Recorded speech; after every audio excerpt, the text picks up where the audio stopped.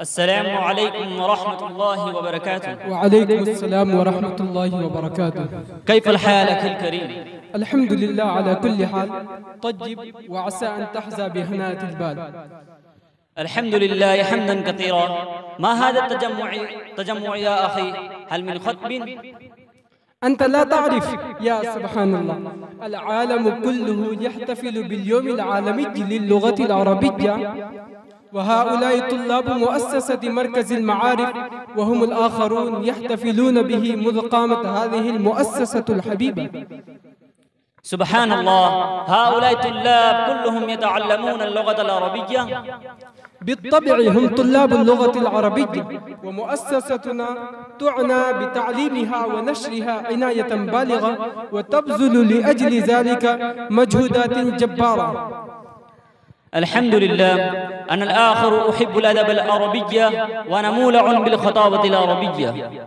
سبحان الله، من أولويات المؤسسة تعليم الطلاب الموهوبين الخطابة العربية، فهم يتمرنون على ذلك، فمنهم من يحفظ خطب الحجاج بن يوسف الثقفي، ومنهم من يحفظ مواعظ الحسن البصري. سبحان الله، وهما من أبلغ العرب. والله يا للروعة، إن خطب الحجاج بن يوسف الثقفي من أبلغ خطب العرب. يجد طالب اللغة العربية فيها جزالة الأسلوب وروعة البيان. نعم، وهذا أخونا يمثل الحجاج بن يوسف الثقفي، ويقدم إلينا خطبة من خطبه البليغة.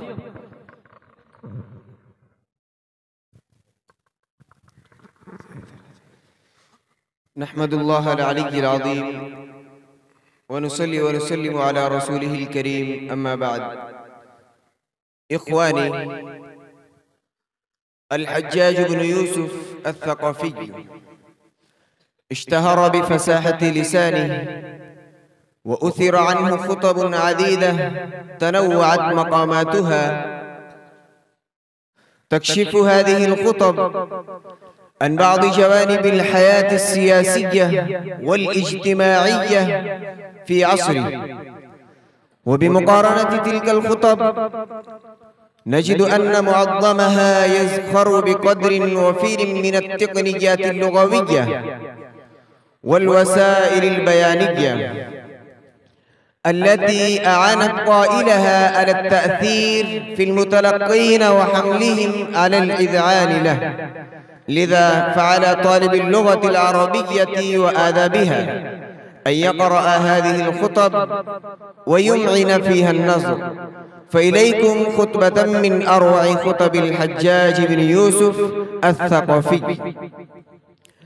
يا أهل العراق، إن الشيطان قد استبطنكم، فخالط اللحم والدم والعصب والمسامع والأطراف والأعضاء والشغاف، ثم أفضى إلى المخاق والأصماخ، ثم ارتفع فعشش، ثم باض وفرخ، فحشاكم نفاقا وشقاقا وأشعركم خلافا.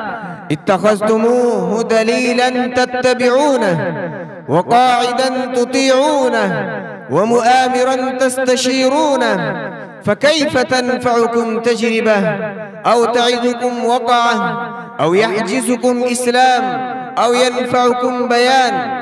ألستم أصحابي بالأهواز، حيث رمتم المكر وسعيتم بالغدر واستجمعتم للكفر، وظننتم أن الله يخذل دينه وخلافته، وأنا أرميكم بطرفي وأنتم تتسللون لواذا وتنهزمون سراعا. ثم يوم الزاوية، وما يوم الزاوية؟ بها كان فشلكم وتنازعكم وتخاذلكم وبراءة الله منكم ونقوص وليكم عنكم، إذ وليتم كالإبل الشوارد إلى أوطانها، النوازع إلى أعطانها. لا يسأل المرء عن أخيه، ولا يلوي الشيخ على بنيه، حتى عضكم السلاح وقسمتكم الرماح. ثم يوم دير الجماجم، وما يوم دير الجماجم بها كانت المعارك والملاحم، بضرب يزيل الهام عن مقيله ويذهل الخليل عن خليله. يا أهل العراق، والكفرات بعد الفجرات، والغدرات بعد الخطرات، والزوات بعد النزوات، إن بعثتكم إلى صغوركم غللتم وخنتم، وإن أمنتم أرجفتم، وإن خفتم نافقتم. لا تذكرون حسنة ولا تشكرون نعمة.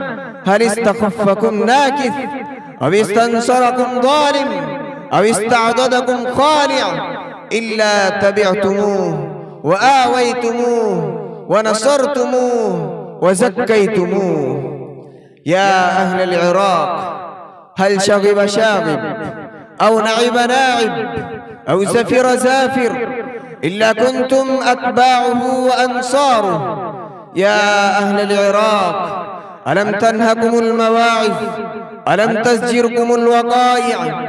ثم التفت إلى أهل الشام وهم حول المنبر فقال: يا أهل الشام، إنما أنا لكم كالضريم الرامح عن فراخه ينفي عنها المدر ويباعد عنها الحجر ويكنها من المطر ويحميها من الضباب ويحرسها من الذئاب.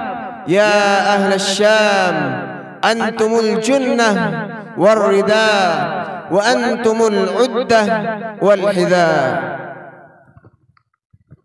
سبحان الله سبحان الله، إنه الأدب غالب جبار، ولكنه تعلم البلاغة والتأدب، فما زالت ذكراه خالدة على مر هذه العصور. الأدب والبلاغة مما يزيد الرجل جمالا وروعة، وهذا أخونا يقدم إلينا شيئا من مواعظ الحسن البصري.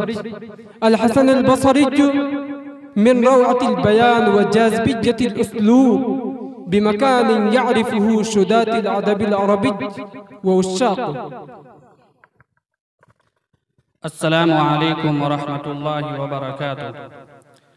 إخواني، كل من له أدنى إلمام بالأدب العربي أو بالتاريخ الإسلامي أو بالحديث النبوي الشريف أو بالفقه الإسلامي العظيم فهو على ورعه وزهده وتقواه في السر والعلن.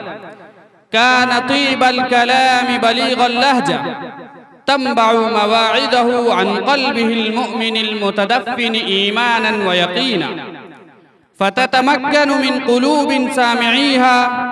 وإليكم نموذجا من مواعظه الأخاذة المؤثرة خطب الحسن البصري: إن الدنيا دار عمل، من صحبها بالنقص لها والزهادة فيها سعيد به ونفعته صحبتها، ومن صحبها على الرغبة فيها والمحبة لها شقي بها وأسلمته إلى ما لا صبر له ولا طاقة له به من عذاب الله، فأمرها صغير ومتاعها قليل والفناء عليه مكتوب، والله تعالى ولي ميراثها، وأهلها موحولون عنها إلى منازل ومنها يخرجون، فاحذروا ذلك الموطن وأكثروا ذلك المنفلت.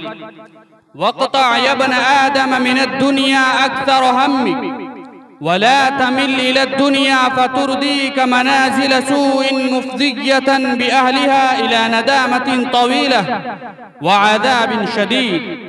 فلا تكونن يا ابن آدم مغترا، ولا تأمن ما لم يأتك الأمن منه، فإن الهول الأعظم ومفضعات الأمور أمامك لم تخلص منها حتى الآن، ولا بد من ذلك المسلك وحضور تلك الأمور، إما يعافيك من شرها وينجيك من أهوالها، وإما الهلكة وهي منازل مخوفة محذورة مفزعة للقلوب، فلذلك فاعدد ومن شرها فاهرب، ولا يلهينك المتاع القليل الفاني، ولا تربص بنفسك فهي سريعة الانتقام من عمرك فبادر أجلا.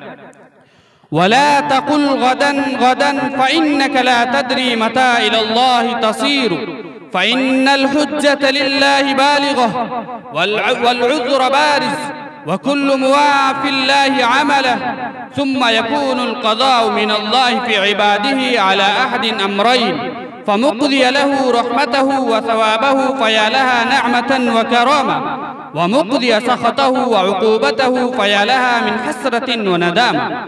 ولكن حق على من جاءه البيان من الله بأن هذا أمره هو واقع أن يصغر في عينيه ما هو عند الله صغير، وأن يعدم في نفسه ما هو عند الله عظيم. الحمد لله، ما أبلغ الكلام وما أكثره تأثيرا. بارك الله فيكم أيها الإخوان، زدتماني إيمانا بروة الأدب العربي وجماله. شكرا. فعلى طلاب اللغة العربية وآدابها أن يحفظوا أروع الخطب والمواعظ والأمثال والأبيات الشعرية، فإنها تزيد الكلام تأثيرا، وتزيد البيان سحرا وجاذبية.